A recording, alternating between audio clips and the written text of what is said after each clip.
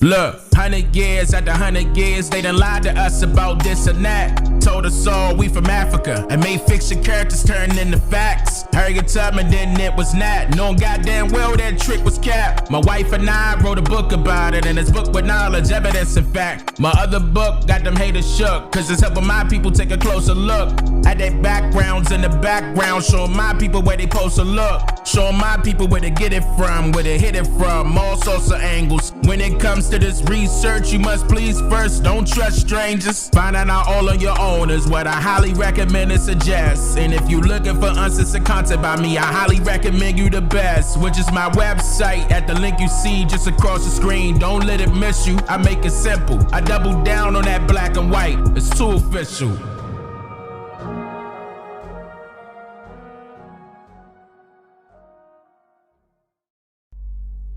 OCO, everyone.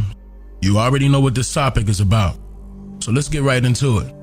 According to @Breaking911 on Twitter, Ukrainian President Volodymyr Zelensky says his country needs $7 billion per month to account for economic losses. And this quote derived from the Associated Press. And here's another one. President Biden has already announced that an additional $1.3 billion will be given for new weapons and economic assistance to help Ukraine.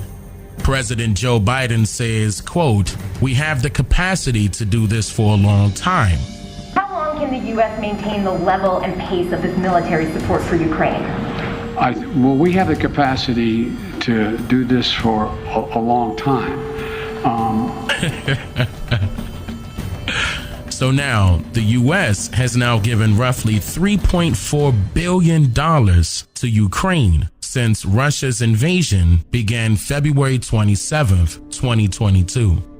In a video, Biden states that in order to continue to receive the support of international community, money will be given. It is given to maintain unity. Listen to that. But something that has little mention is how much money has been given to Ukraine in years before. In an article by the Associated Press dated March 2nd, 2021, a $125 million military aid package was given to Ukraine in 2021, which included 2 armed patrol boats and with an additional $150 million in military aid that will be given by Congress for the 2021 budget year to be approved when Ukraine has made, quote, sufficient progress on key defense reforms that year. This article states that, quote, the department encourages Ukraine to continue to enact reforms that strengthen civilian control of the military and modernize its defense sector and other key areas in line with NATO principles and standards. It also goes on to state that Ukraine has been locked in a costly struggle with Russia, a conflict that is in its 7th year and which has unalived more than 14,000 people and devastated the country's industrial heartland, end quote. So how do we even know that the current images being shown are up to date and not from previous years of this ongoing ordeal? And what has any of this have to do with the US, which is already in debt, right? Which has its own citizens in need of housing, financial assistance, student loan relief, and multiple other issues. Also, the multiple talks and studies for reparations for the needy. With so much money going out, how is there only enough for foreigners? Why is it so important for Congress and government agencies to send aid to foreign countries before aiding their own? According to the Congressional Research Service report dated January 22nd, foreign assistance is the largest component of the international affairs budget and is viewed by many members of Congress as an essential instrument of U.S. foreign policy. According to this report, One of the reasons foreign aid is given is on the basis of national security. This is, amongst other things, which also include commercial and humanitarian rationales. The U.S. assistance flows through many federal agencies and supports a myriad of objectives, but with national security being the greatest. This Congressional Research Service report goes on to state, since the terrorist attacks of September 11, 2001, foreign aid has increasingly been associated with national security policy.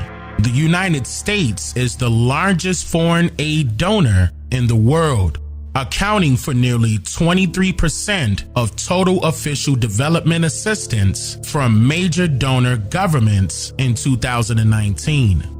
In FY 2019, Afghanistan, Israel, Jordan, Egypt, and Iraq received the largest amounts of U.S. assistance, reflecting long-standing commitments to Israel and Egypt, the strategic significance of Afghanistan and Iraq, and the strategic and humanitarian importance of Jordan as the crisis in neighboring Syria continues. Sub-Saharan Africa and the Middle East and North Africa regions each received 25% of assistance allocated by country or region in FY 2019, followed by South and Central Asia at 14%. According to an independent research organization known as World Population Review, quote, foreign aid is money that is given by the United States government to governments of other nations. And according to worldpopulationreview.com, their information, which is retrieved from the Congressional Research Service, states that, quote, there are 5 categories of foreign aid: economic assistance, humanitarian aid, multilateral economic contributions, bilateral development aid, and military aid. The U.S. provides aid to countries that are recovering from war, developing countries, and countries that are strategically important to the U.S. In 2019, the U.S. spent over $47 billion on foreign aid, about the same as 2018, and $1 billion more than in 2017.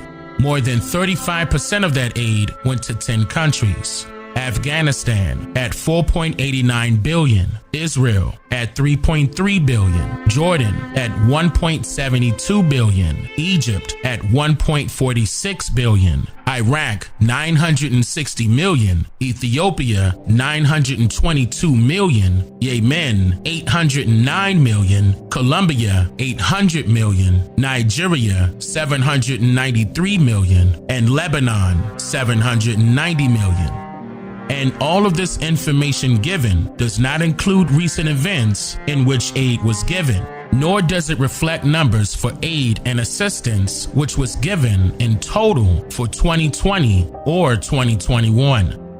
Assistance can take the form of cash transfers, equipment, commodities, infrastructure, education and training, or technical assistance. And according to the Congressional Research Service, in recent decades, assistance is provided almost exclusively on a grant rather than loan basis, which means that it is free money that is gifted and it does not have to be repaid. So just how long have we been giving our hard-earned money and assistance, including land, to people that are of foreign descent? And why? And even more importantly, who is footing the bill for these payments? This tradition of giving payments to foreign countries under the guise of national security dates back to the alleged founding of the U.S. It is known as paying tribute. As a founding father, Thomas Jefferson, the alleged principal author of the Declaration of Independence, believed that America wanted to be a trading nation. And in doing so, he believed that, quote, this will require a protecting force on the sea. Otherwise, the smallest powers in Europe, everyone which possesses a single ship of the line, may dictate to us and enforce their demands by captures on our commerce. Commerce can be goods or services, and it can also include the people that create the goods or services.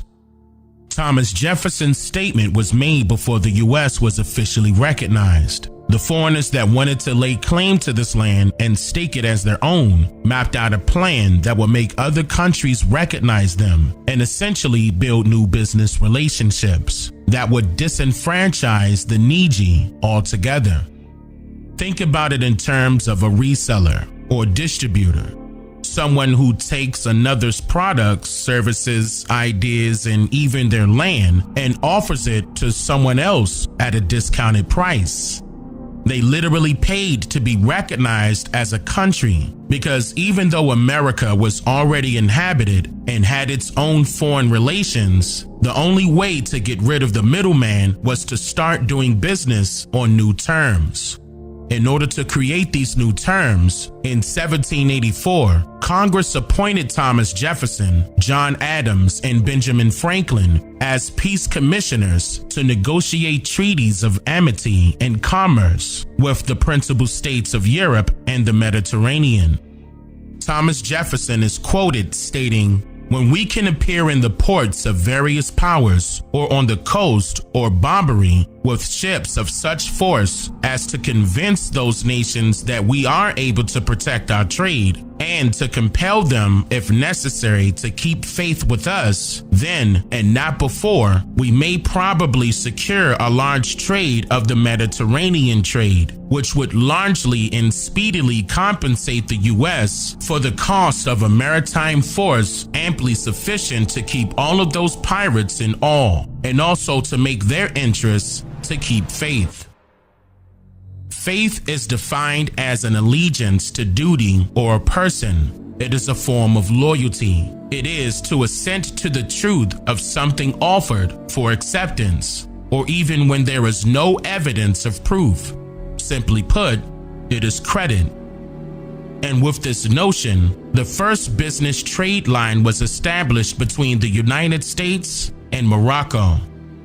According to the Department of State, Morocco was one of the first countries to recognize the newly independent United States, opening its ports to American ships by decree of Sultan Muhammad III in 1777.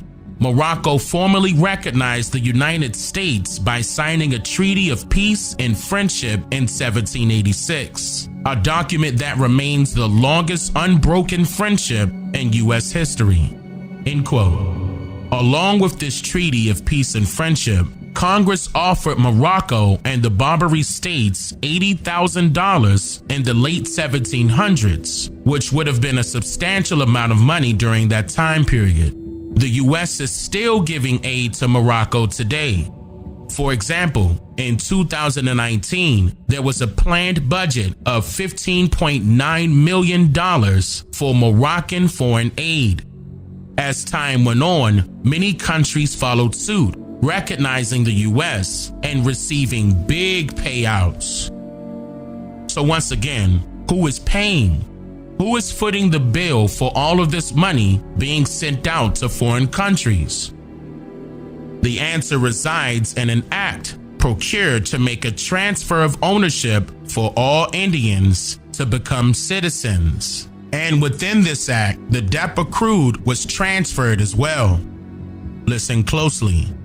On June 2nd, 1924, an act to authorize the Secretary of Interior to issue certificates of citizenship to Indians states, quote, that all non-citizen Indians born within the territorial limits of the United States be, and they are hereby declared to be citizens of the United States, provided that the granting of such citizenship shall not in any manner impair or otherwise affect the right of any Indian to tribal or other property.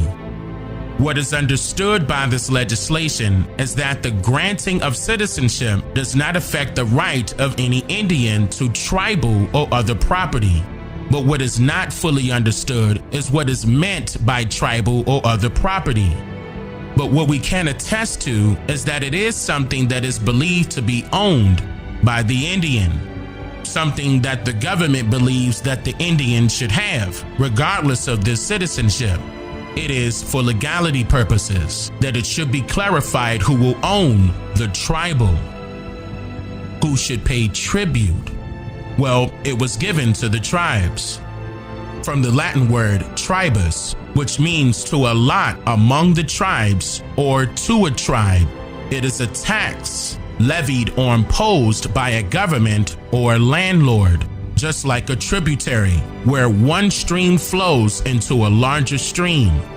If you are a part of a tribe, you are a person or state that pays tribute, one who or which pays a stated sum to a conquering power, an acknowledgement of submission, or for the purchase of peace, security, and alleged protection for government.